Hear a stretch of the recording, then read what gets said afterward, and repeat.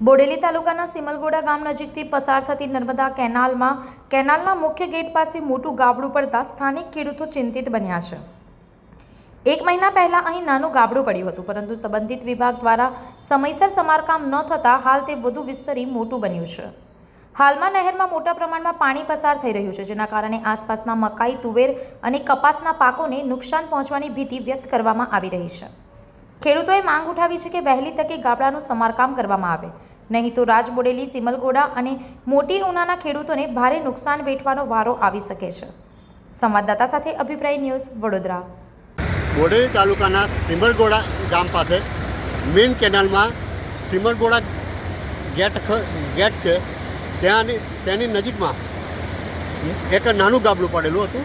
અત્યારે નર્મદા અધિકારીએ કોઈ ધ્યાન ના આપ્યું, અત્યારે મોટું ગાબડું પડેલું છે અને અંદરથી માટી પણ ધોવાય છે। એટલે વહેલી તકે રિપેર નહીં થાય તો આજુબાજુના ગામમાં જેવા કે કડાસા છે, ભુરદા છે, ઊન છે, રાજબોડેલી છે, સિમલગોડા ગામ છે, એ બધા ગામોમાં નુકસાન થાય એવું છે અને પાકને પણ નુકસાન થાય છે। તમારી શું માંગ છે?